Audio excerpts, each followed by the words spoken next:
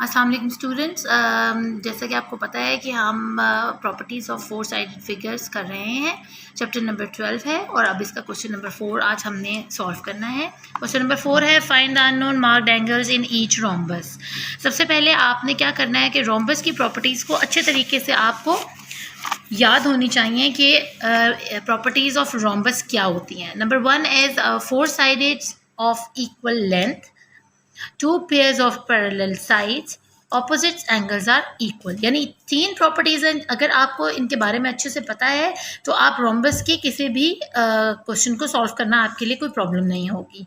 आपने ये याद रखना है कि इसकी रोम्बस की जो 4 साइड्स होती हैं वो हमेशा इक्वल होती हैं और इसमें सेट होते हैं पेयर ऑफ साइड्स होती हैं जो एक दूसरे के पैरेलल होती हैं, बिल्कुल एग्जैक्ट। ये देखेंगे पैरेलल है इसके। और थर्ड वन है कि इसके एंगल्स जो हैं वो ऑपोजिट एंगल्स हमेशा इक्वल होते हैं, यानी जो एक्स होगा वही बी होगा। तो आए हम अब अपना क्वेश्चन स्टार्ट करते हैं। सेकेंडली बच्चों, आपके लिए एक टिप है यहाँ पर कि आपने एंगल को चेक करना है। जैसे कि मैंने आपको बताया था अपनी लास्ट वीडियोस के अंदर कि आपने सिंपली अपने हैंड को यहाँ प्लेस करना है तो आपके पास एक कंप्लीट फिगर आ जाएगा एक ट्रायंगल का। अब जब आपके पास ये ट्रायंगल आ गया तो अब आपने इसको आइडेंटिफाई करना है कि ये एंगल कौन सा है। तो जैसे कि आप देख रहे हैं इन कट से आपको मैं बताऊं कि ये एंगल जो है वो आइसोसेलेसिस है, यानी इसकी 2 साइड्स हैं वो इक्वल है और एक साइड जो है वो इक्वल नहीं है। तो ये हमारे पास जो एंगल है इस वक्त विच इज आइसोसेलेसिस, जिसकी 2 साइड्स जो होती हैं वो इक्वल होती हैं। अब इस तरह हमारा क्वेश्चन और इजी हो गया। अब जैसे कि हम देख रहे हैं A D C is equal to A C D, we simply write angle A D C is equal D A C D is equal to 65।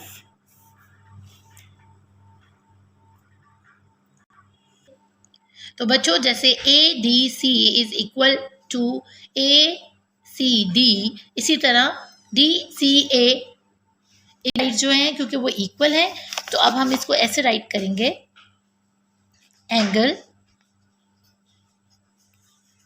D A C is equal to 180 degree.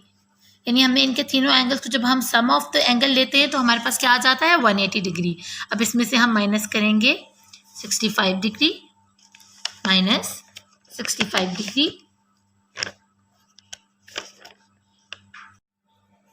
Angle D A C is equal 50 degree.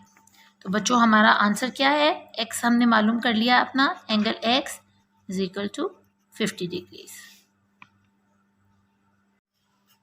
इसी तरह आप इस answer को ऐसे भी लिख सकते हैं कि angle D A C is equal x which is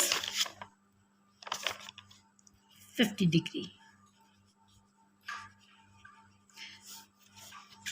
तो बच्चों अब हम करने जा रहे हैं क्वेश्चन नंबर 4 का पार्ट बी। अब आपको जैसे मैंने पहले समझाया था, हमने सबसे पहले इसमें क्या करना है, जी बिल्कुल हम प्लेस करने जा रहे हैं अपना हाथ इस फिगर के ऊपर, इस डायग्राम पे, और हमने क्या फाइंड कर लिया है, एक ट्रायंगल। अब हम क्या करेंगे कि हमने इसको आइडेंटिफाई करना है कि ट्रायंगल कौन सा ट्रायंगल है। तो जी हाँ बच्चों बिल्कुल सही, ये है आइसोसेलेसिस, क्योंकि इसकी 2 साइड्स जो हैं वो इक्वल हैं। अब हमने सेकंड चीज़ क्या देखनी है कि हमसे क्या पूछा जा रहा है, हमसे वो एंगल पूछ रहे हैं एक्स का जो हमें अननोन एंगल है और हमें फाइंड करना है। अब यहाँ पर मज़े की बात ये है कि हमारे पास सी के पॉइंट के ऊपर अगर आप देखें तो हमारे पास स्ट्रेट लाइन के ऊपर 2 एंगल बने हुए हैं। तो आपने घबराना बिल्कुल नहीं है, जैसे कि इमरान खान कहते हैं कि आपने घबराना नहीं है, तो बच्चों आपने बिल्कुल नहीं घबराना, ये बहुत इजी है।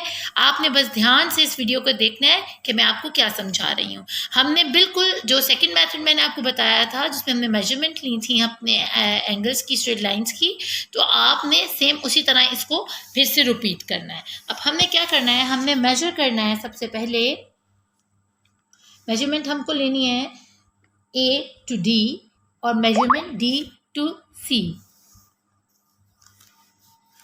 Measurement A to D equal होनी चाहिए मेजरमेंट D to C। अब मेजरमेंट हमारे पास यहाँ पर एंगल पे A पर क्या है, इट्स 50 डिग्री। तो सिंपली हमने यहाँ राइट करना है 50 डिग्री प्लस 50 डिग्री।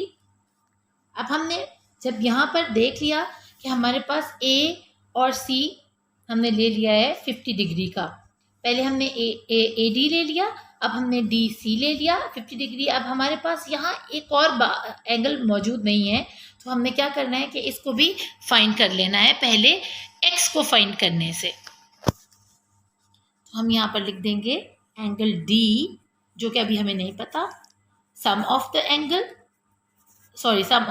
ट्राइंगल जो क्या था 180 डिग्री। अब हम इसको प्लस करेंगे 50 degree and 50 degree is equal 100 degree plus angle D equal हो गया 180 डिग्री। अब हमने क्या करना है, सिंपली क्योंकि हमारे पास अभी D नहीं है तो हमें D को बाहर ले आना है और 180 में से सम ऑफ द ट्राइंगल में से जो हमारे पास 100 डिग्रीज हमने सम निकाला है अपने टू एंगल्स का, उसको सिंपली माइनस कर देना है। तो आपके पास क्या आ जाएगा इस एंगल का, एंगल D इक्वल हो जाएगा 80 डिग्रीज के। अब यहाँ से जैसे कि आपको समझ आ गया होगा कि हमने ये कितना सिंपल स्टेप्स हैं जिनको हम बार बार रिपीट कर रहे हैं। क्वेश्चन 3 में भी हमने इसको रिपीट किया है, अब क्वेश्चन 4 में भी हमने सेकंड मेथड से इसको रिपीट किया है। तो इसको फर्दर आप अगर इसको फिर से समझना चाह रहे हो तो आप क्वेश्चन नंबर 3 को देख सकते हैं, या क्वेश्चन नंबर 4 के पार्ट A को सेकेंड मेथड को दोबारा से देख सकते हैं। तो आपका कॉन्सेप्ट क्लियर हो जाएगा कि हमने इन स्टेप्स को कैसे लेकर आए हैं नीचे। जब 80 डिग्री हमारे पास आ गया, वैसे तो हमारे पास यहाँ पर X भी 80 डिग्री होना चाहिए, हमारा आंसर यहाँ हमें मिल जाना चाहिए। लेकिन क्योंकि हमने यहाँ देखा है कि क्वेश्चन में यहाँ थोड़ा सा ट्विस्ट है कि यहाँ पर स्ट्रेट लाइन के ऊपर हमारे पास दो एंगल्स आ रहे हैं और C के पॉइंट पर जाकर आ रहे हैं। तो अब हमें इस C के जो सेकंड एंगल है इसको भी बताना पड़ेगा हमें, क्योंकि ये बहुत ज़रूरी है हमारे लिए बताना। तो हम अब X में से जो सिंपली हम X जो है वो हमेशा क्या होगा, D के बराबर होना चाहिए ना, तो वो भी होगा 80 degree.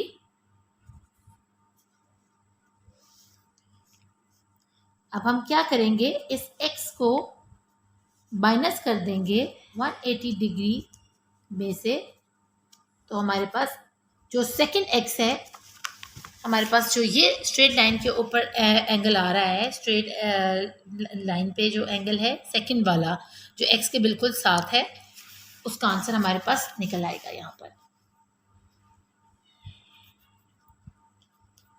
Which is 100 degree.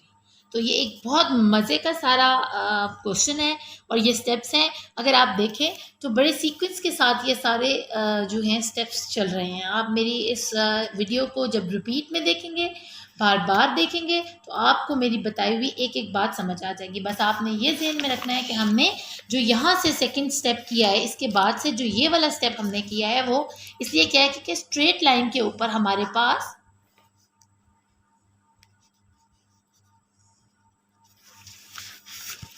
Angle एक और भी था। तो इस एंगल को हमें सॉल्व करने के लिए ये थोड़ा सा स्टेप हमें नीचे करना पड़ा है। तो थैंक यू बच्चों फॉर वाचिंग, और इंशाल्लाह ताला हम अपने इस चैप्टर को कंप्लीट करेंगे। और आपके जो कोई भी क्वेश्चंस हों या अगर आप कुछ समझना चाह रहे हैं तो आप ज़रूर मुझे कमेंट में और अपनी राय से आगाह करें और बताएं कि आपको मज़ा आ रहा है पढ़ने में या नहीं आ रहा। और for supporting me kindly subscribe, share and like. Thank you बच्चों, अल्लाह हाफिज़।